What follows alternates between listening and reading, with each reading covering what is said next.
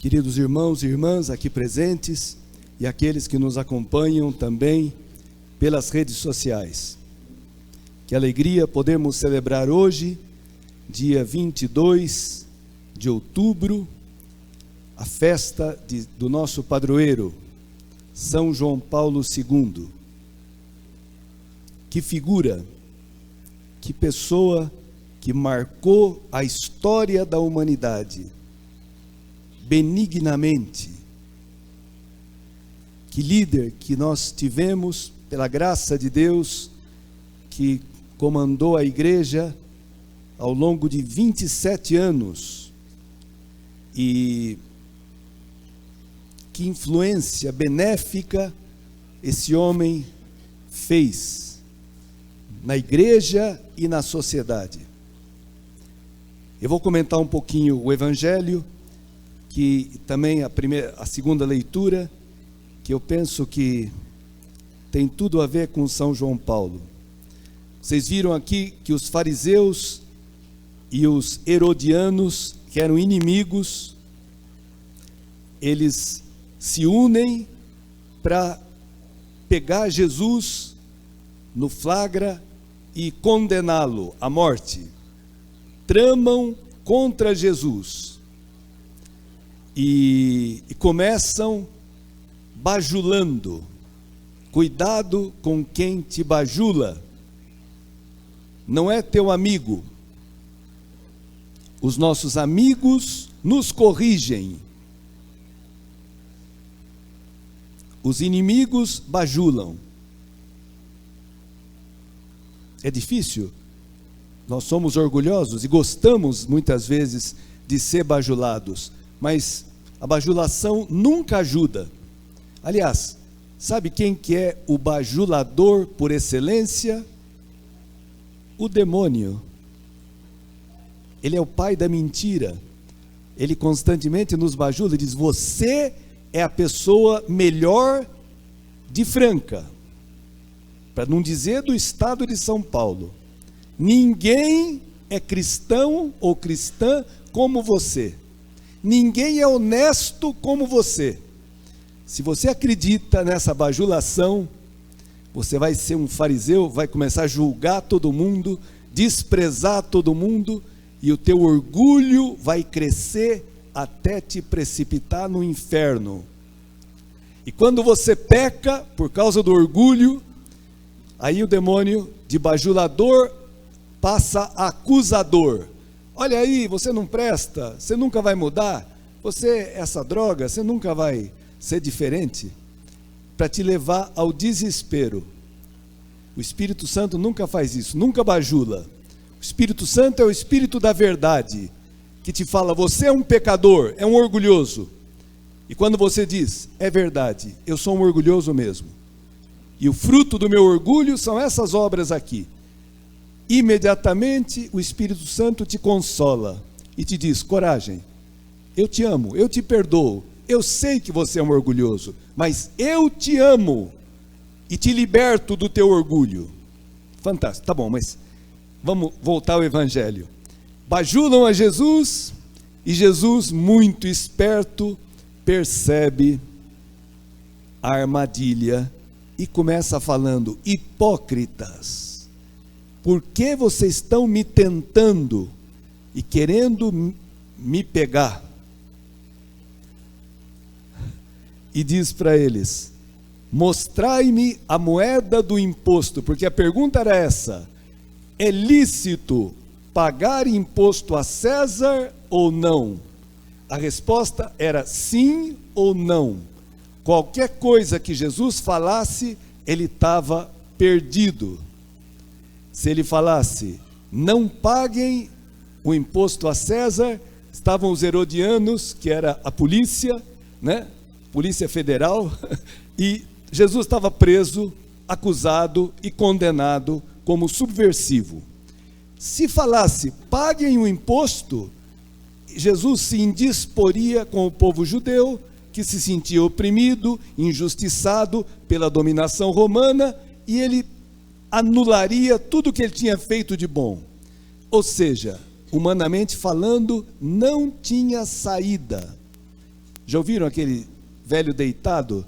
Se correr, o bicho pega, se ficar, o bicho come? Era exatamente isso. Só que eles não estavam lidando com qualquer um, estavam lidando com Jesus. Jesus sai da discussão política e teológica e vai para a prática. Me mostrem a moeda do imposto.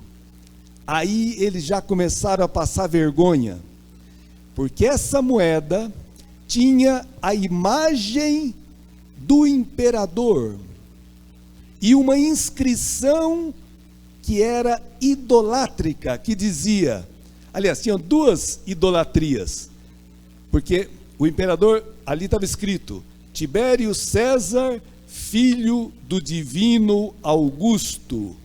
O quê? Estão reconhecendo que um homem é Deus? No templo, onde, vocês ouviram a primeira leitura, 2 vezes Deus fala, eu sou o Senhor, não existe outro, fora de mim não há Deus. Eu sou o Senhor, não existe outro. Então eles passam vergonha porque eles estão com uma moeda que não podia, ali no átrio dos gentios, carregar uma moeda idolátrica. Mandou não fazer imagem de Deus, e Deus é um, o César não é Deus. E Jesus pergunta, de quem que é a imagem? E eles dizem, de César. Então dá para o César o que é do César, e a Deus o que é de Deus. O que é de Deus? Quem é que tem a imagem de Deus gravada no seu ser? Nós. Deus os criou homem e mulher, a sua imagem e semelhança os criou. Inclusive o César, que se intitulava filho de Deus, né? Divino, mas era só um homem. Irmãos, essa frase é de uma profundidade extraordinária, porque Jesus aqui, ele desmistifica a divindade do Estado, que eles queriam um Estado absoluto, todos os totalitarismos, né, que suprimem a liberdade humana, nascem quando o homem se coloca no lugar de Deus. Hoje temos um monte de políticos que se colocam no lugar de Deus. Qual a consequência? Acabou a liberdade, não tem mais democracia. Acabou. É isso. Jesus dá a moeda do César, dá para o César. Os cristãos sempre foram, ao longo da história, cidadãos exemplares. Contribuíam com todos os trabalhos sociais, pagavam os impostos, eram honestos, tudo. Eram cidadãos exemplares. Aceitavam a autoridade como vinda de Deus. Só não obedeciam às autoridades quando elas pediam para fazer algo contrário à vontade de Deus. Aí não obedeciam. E muitos mártires morreram porque bastava oferecer, vocês viram o incenso aqui, né? Bastava jogar um pouquinho de incenso na imagem do imperador ou daquela divindade e você estava livre, podia viver. E eles, o Senhor é um, o imperador não é Deus, essa divindade não é Deus, não presto culto a um ídolo que não é Deus, e por isso morriam. Preferiam morrer do que adorar um ídolo. Então, irmãos, essa frase é de uma... Jesus não contrapõe César a Deus. São 2 âmbitos diferentes. César cuida do temporal, Deus daquilo que é definitivo e eterno. Jesus está dizendo, dai a César o que é de César, mas a Deus o que é de Deus. Quem é de Deus? Vocês. Não esqueçam que vocês pertencem a Deus, que vocês trazem a imagem de Deus gravada em vocês. Tá bom, hoje estamos falando de alguém que foi uma imagem muito translúcida, muito clara, muito evidente de Deus no mundo. Papa São João Paulo II. Eu estava lembrando aqui, ele foi ordenado padre em 46, acho que alguém falou, 46. 45 acabou a guerra, ele ainda não era padre, mas os judeus que sobraram dos campos de concentração na Polônia, e ele estava entre o pessoal que socorria, e encontrou uma menina desfalecida de fome e de exaurida, de cansaço, num lugar lá na Polônia. E chegou, trouxe um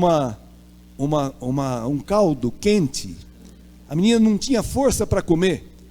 Ele falou: coma porque você precisa, senão você não vai aguentar. A menina tomou, e depois ela precisava ir até a estação. Lá seria levada para outra cidade e cuidada, né? Depois do fim que os nazistas perderam e os campos de concentração liberaram todos os que estavam presos. O Karol Wojtyła, ainda não era padre, carregou essa menina até a estação. E ela perguntou para ele: qual é o seu nome? Falou: Karol Wojtyła. E a deixou lá, entregou para as pessoas responsáveis de conduzi-la até um lugar seguro, né? Ver se achava algum parente, alguma coisa. Pois bem, ele foi ordenado padre um ano depois, ficou vários anos ali na Polônia, depois foi para Roma, foi nomeado bispo de Cracóvia e depois foi eleito papa. Essa moça morava em Israel, polonesa, judia. Morava em Israel, quando viu a eleição do Papa, Karol Wojtyła lembrou: foi esse cara que me salvou, eu estava morta, ele me deu comida e me levou para a estação, que eu não tinha força. E escreveu para o Papa ia visitar Israel, e falou: olha, gostaria muito de encontrá-lo, porque aconteceu isso, e o Papa marcou com ela um encontro lá em Israel quando foi. Tá bom, mas isso é típico do Papa Karol. A atenção com as pessoas, a delicadeza, a caridade, a coragem. Ele protegeu e salvou muitos judeus na época do nazismo. Foi poupado, ele tinha um colega, quando estudavam, seminário clandestino, porque não podia, e um seu colega foi levado pela Gestapo e nunca mais voltou para o campo de concentração. E ele escapou, e ele se perguntava: por que não eu? Por que eu não fui preso? Que Deus tinha uma missão para esse Papa. Me pediram para falar um pouquinho sobre a missionariedade do Papa São João Paulo. E hoje li uma coisa muito engraçada. O Papa anterior a ele, Paulo VI, São Paulo VI, foi canonizado também. Ele fez em 15 anos 9 viagens internacionais. Em 15 anos, 9 viagens para fora da Itália. Foi o primeiro Papa que foi para a Terra Santa durante o concílio. Estava uma confusão, o negócio não estava andando, e ele foi rezar na Terra Santa, foi uma viagem maravilhosa. E por causa disso, dessas 9 viagens, ele era chamado o Papa Peregrino. Tá bom, mas o sucessor dele, João Paulo II, fez 104 viagens internacionais. 104 nos 5 continentes, 129 países visitados. Uma média de 4 países por ano. E 146 viagens dentro da Itália. Ele era o bispo de Roma e visitava as dioceses onde era chamado. Fora as milhares de visitas que fazia como bispo de Roma nas paróquias de Roma. Então, irmãos, eles calcularam que ele passou 550 dias no exterior. Ele percebeu, isso nunca aconteceu na história, ele viajou 1,2 milhão de quilômetros, diz que dá mais ou menos quase 30 voltas ao redor da Terra. Ou seja, é um prodígio. Deus concedeu para esse homem um zelo, e onde ia, pregava, anunciava Cristo, celebrava a Eucaristia. O Papa não fazia nada de extraordinário. A Eucaristia, a palavra, falava aos jovens, falava aos padres, falava às autoridades, falava a todo mundo, visitava os doentes. E um Papa profundamente missionário. E a força do Papa, irmãos, vinha da oração. As irmãs que tomavam conta da casa paroquial no Vaticano sabiam que o Papa, antes de cada viagem dessa apostólica, passava a noite em oração na capela, prostrado. E o chão era de mármore, o mármore é frio, e no inverno, imagina como gela o mármore. Pois bem, elas traziam um tapetinho para ele poder se prostrar em cima do tapete. No outro dia, iam limpar a capela, encontravam o tapete enrolado de um lado. Ou seja, ele tinha passado a noite prostrado, rezando. Aí a gente entende de onde vinha aquele carisma, aquela força. São Paulo fala aqui na segunda leitura: o nosso evangelho não chegou até vós somente por meio de palavras, mas mediante a força do Espírito Santo e com toda a convicção. Esse era o Papa. A gente vê os vídeos dele pregando na América do Sul, onde ele veio, vários países, com uma força, uma convicção, porque ele vivia aquilo que ele pregava. E era um homem sem vaidade, um homem totalmente capacitado para aquela missão de anunciar o amor de Deus, de denunciar as mazelas, né, dos homens. E vocês sabem que ele conseguiu que o comunismo fosse derrubado na Polônia, sem armas, sem nenhuma violência. Ele era totalmente contra toda forma de violência.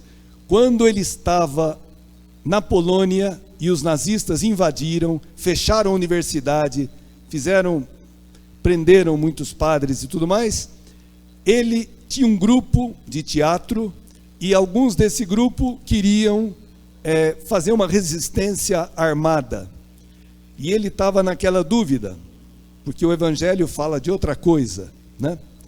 E ele encontra um alfaiate cristão que conhecia muito bem São João da Cruz, e deu para ele ler um livro de São João da Cruz.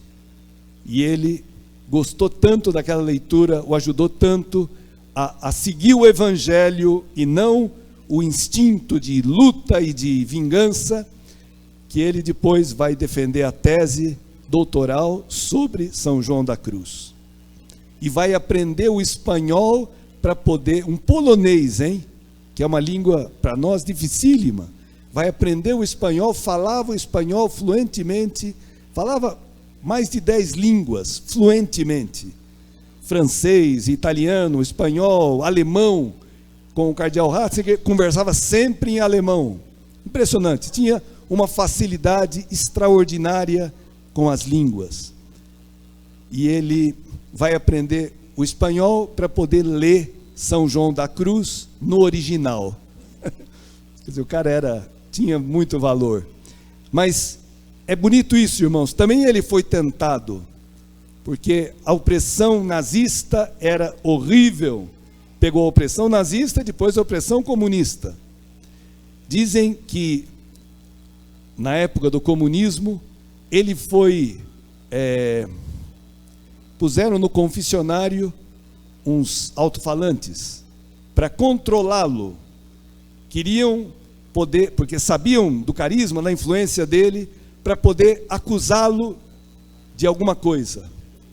Anos escutando, nunca escutaram uma palavra de animosidade contra os inimigos. Que coisa! Irmão, se tem um santo com S maiúsculo, é esse senhor. Então, bendito seja Deus, que nos deu um padroeiro tão belo. Aqui no Brasil, ele fez 3 viagens. 1980, primeira vez que ele veio, ele beatificou Padre José de Anchieta, que agora o Papa Francisco canonizou, né? Merecidamente, porque foi um santo extraordinário, jesuíta dos primórdios do Brasil. Esse Papa foi o que mais beatificou e canonizou em toda a história. Ao longo dos 27 anos, 1.338 beatos e 482 santos. Às vezes eram grupos de mártires, né? O século XX foi o século de maior martírio da história. Na Espanha, em Portugal, no México, na África. É impressionante, irmãos, o que teve gente que derramou sangue por causa de ser cristão, católico. Então, e o Papa valorizou muito as canonizações, porque a santidade é aquilo que distingue a igreja. Sede santos, porque eu sou santo. E o santo não é um impecável. O santo é aquele que se reconhece pecador e experimenta o perdão, a alegria de ser amado do jeito que é. É o Senhor que nos santifica. Tá bom, irmãos? Então, vamos agradecer a Deus por esse Papa maravilhoso, que deixou também como herança, foi um pedido dele, que surgiu o Catecismo da Igreja Católica, que foi organizado pelo então cardeal Ratzinger, depois o Papa Bento, nos deixou esse tesouro. O Código de Direito Canônico renovado e o Catecismo da Igreja Católica. Deixou 14 encíclicas, lindas, ricas. Hoje eu estava lendo uma delas, fiquei impressionado porque ele fala de tudo o que está acontecendo também, do terrorismo e as guerras e toda... Que profeta foi o Papa São João Paulo II? Que profeta, maravilhoso. Então, irmãos, vamos agradecer a Deus, pedir que Ele interceda por nós, para que nós, e eu termino, São Paulo fala, está agradecendo a Deus, recordando a atuação da vossa fé, o esforço da vossa caridade e a firmeza da vossa esperança. Papa São João Paulo foi um homem de profundíssima fé, uma fé que atuava, que agia, um homem de uma caridade extraordinária, heróica, e um homem de uma firmeza na esperança também maravilhosa. Ele começou o pontificado com aquela, dizendo, não temais, abri as portas a Cristo. Os estados, os governos, as instituições, todos, não temam acolher a Cristo. Ele é o único capaz de trazer à nossa vida sentido, vida eterna. Só Ele tem vida eterna. E o Papa sabia que o mundo precisava, dar a Deus o que era de Deus. Porque às vezes nós ficamos tão preocupados com César que esquecemos que pertencemos a Deus, que trazemos a imagem de Deus em nós.